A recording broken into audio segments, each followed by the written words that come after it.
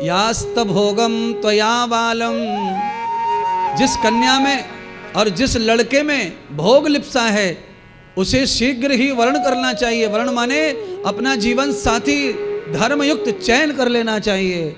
नस्तोन गति द्वया द्वाशम, ना कि इधर उधर पति के सुख पत्नी का सुख अन्यत्र भोगना चाहिए। ये सारी बात किसके लिए हो रही है? अविवाहित प्राणी के लिए हो रही है। जो अविवाहित है, कोरा है, कुंवारा है, और जो किशोर है जिसने बालकपन को जी लिया है और जो किशोर अवस्था में जी रहा है, उसको अगर लिप्सा है, भोग है, तृष्णा है, वासना है तो उसे विवाह शीघ्र कर लेना चाहिए। और अगर वो त्याग और तप और भजन साधना की जिंदगी जी रहा है तो फिर उसे आराम से जब चाहे तब विवाह करना चाहिए। विवाह करने की कोई परिधि नहीं है। कानून 16 साल का था, 18 साल का, 21 साल का।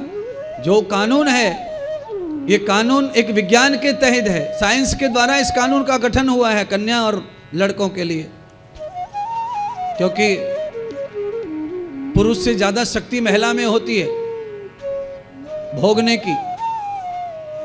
इसीलिए पुरुष की 21 साल उम्र बताई है इस समय और लड़की की 18 वर्ष कम से कम आयु। और इससे पहले का पड़ाव था 16 वर्ष और 18 वर्ष। लड़का 18 वर्ष का, कन्या 16 वर्ष की।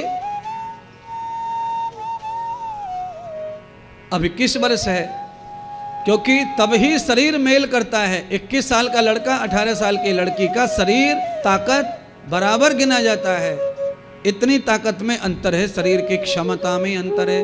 और सच में पुरुष से ज्यादा क्षमता शरीर में महिला की ही होती है। भले ही महिला को भजन के काम, ऐसे कामों में वर्णन माना गया है, वर्जित माना गया है कि महिला को ज्यादा वजन वाले काम नहीं करने चाहिए, महिला को बोरा सामान नहीं उठाना चाहिए।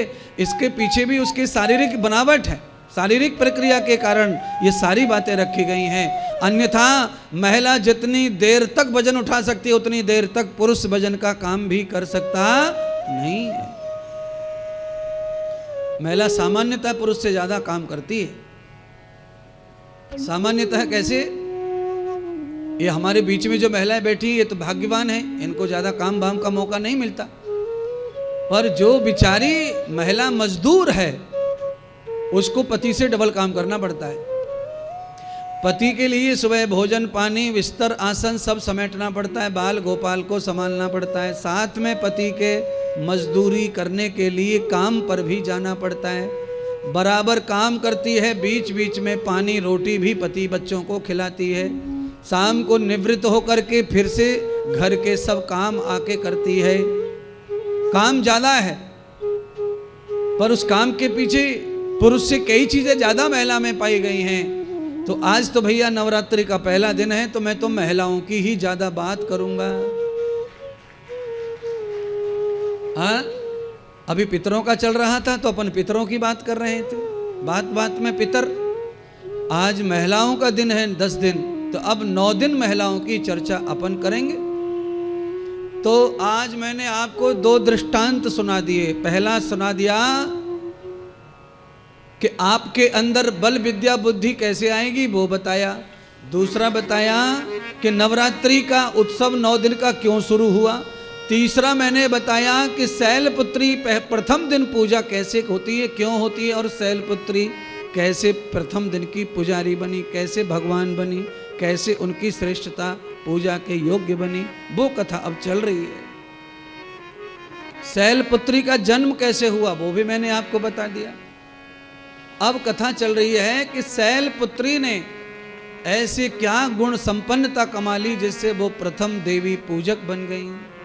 आज प्रथम दिन उनकी पूजा का दिन है। तो शैलपुत्री माता पार्वती की पूजा का दिन है। तो कहा गया कि पार्वती जी ने 27 वर्ष तक शंकर को पति के रूप में पाने के लिए श्वेतांबर श्वेत क्षेत्र में जाकर भजन किया। श्वेत क्षेत्र का मतलब नहीं समझते होंगे तो बताते हम।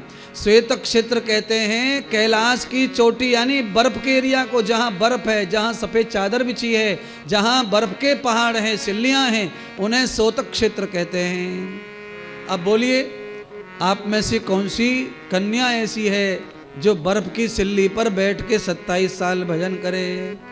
अरे महाराज, हम सोमवार का भी कर लें झूठा सच्चा, साबूदाने कचौड़ी खा के वो भी बहुत है महाराज।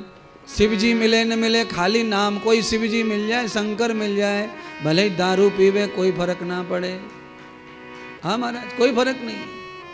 पर शंकर जैसा, महादेव जैसा वर्ण करने के लिए तो कन्या को पूरी तरह श्वेतम स्थान में जाकर, आहा हा हा, कैसे अपर अतन्य भूताम, जितनी ठंड ज्यादा पड़े उतना घी शरीर के लिए लाभकारी होता है। आप जितनी ठंड में रहेंगे उतना घी लाभकारी होता है।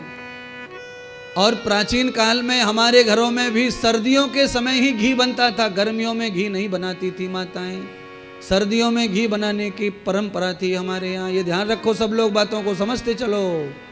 आप सब लोगों में से ज़्यादा लोग मुझसे ज़्यादा उम्र वाले हैं कथा में, फिर भी मैं बात पुरानी बता रहा हूँ। और पुरानी बात इसलिए बता रहा हूँ कि तुम्हें समझ जाए। सर्दी में घी ज़्यादा निकलता है और घी ज़्यादा निकाला भी करते थे माताएं बहनें।